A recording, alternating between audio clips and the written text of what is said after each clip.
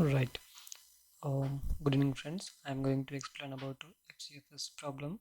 So, in this one, the PID is given, arrival time is given, bus time is given. So, we need to find out the completion time.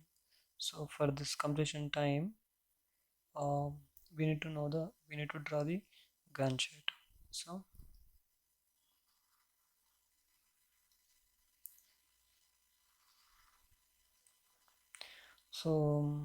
FCFS problem is under means first come first serve.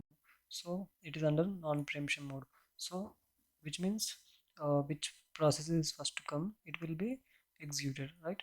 So in the arrival time, which processes came? So if you see the 0th time, it P3 is came. So we need to write P3.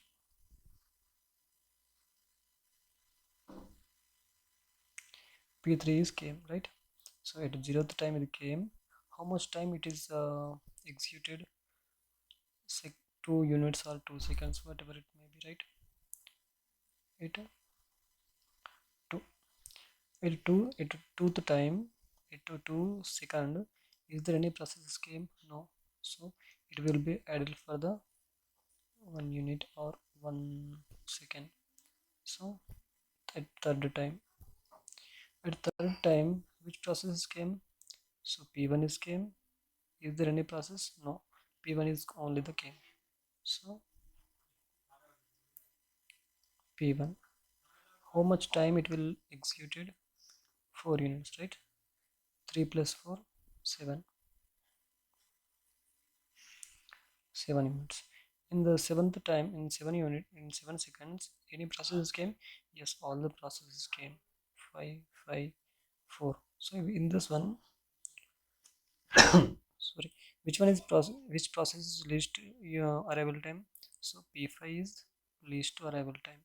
So we have to consider, we have to execute P5 first, because it is first come first serve. So P5, how many units it is? How much? How many units? Three. 3 seconds or 3 units, right? 7 plus 3, 10, right? So next process is P2 is there, and P4 is came, right? P2 is came, P5 is next. So which process you will take? Both the arrival times are same, but we need to take one only, right? So I'm assuming P process ID. So P2 is, I'm taking P2. How much time it is? Bus time 3. 10 plus 3, 13. Next P3. Next P4, right?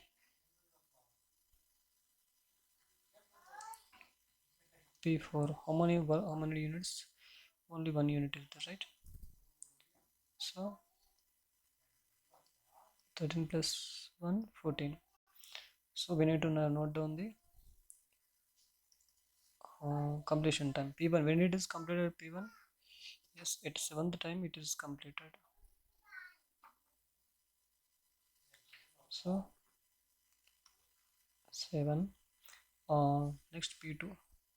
P2 when is potential at 13th time. At 13. Next P3. P3 2. P4 14. P5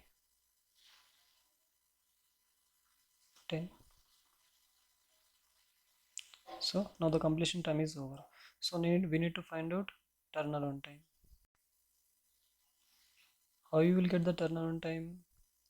So turnaround time in the sense how much time it is actually in the process. I mean in the CPU. How can we decide how much time it is in CPU? From this, completion time minus arrival time. So if you if we remove from the arrival time, then we can get the turnaround time, how much time it is actually in the process in the CPU. So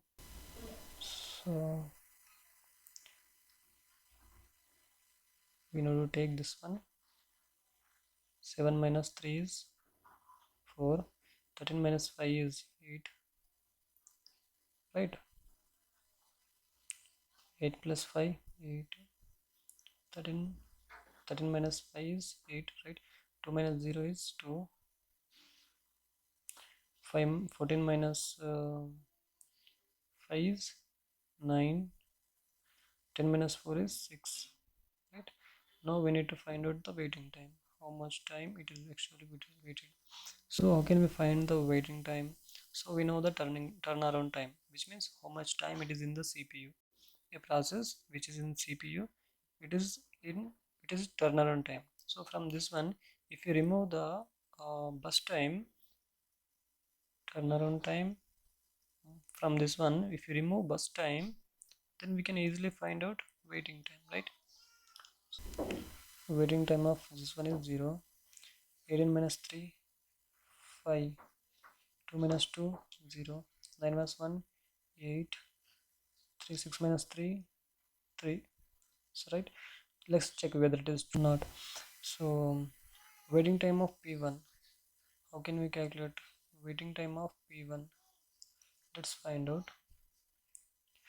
Waiting time, when is P1 is when the P1 is came at 3. Is it started at 3? Yes, it is started at yes, it is started at 3. So waiting, it is P1 is came at 3 seconds, and it's the bus time started at it started working at P1, right? 3 at third second, right? So it is right. P2, what is P2? Yes, P2. P2 started at 10 seconds, but it came at 5, right? P2 came 5 at 5 seconds, but it started 10 seconds. So it means 5 seconds, or it is in idle, or it is waited. So P3 when it is came, it started 0th time, but when it is came at 0th time, it is came. So waiting time is correct. So P4, if you assume 14, it started P3 P4 at 13th time, but it is came at 5 seconds. So it is came at 13. It started 13 minus 5. So 13 minus 5 is 8. So it is right. P5 P5 P5, yes. P5 started working 7 at 7th time, but it is came 4 at 4. So how much it is weighted? 4 minus 7 minus 4, 3. So this is one of the curve. So this way we can calculate the waiting time and turnaround time. So sometimes they may ask waiting time, average waiting time, and average of turnaround time.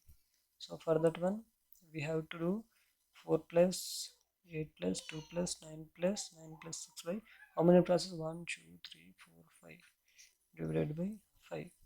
So they may ask average of waiting time.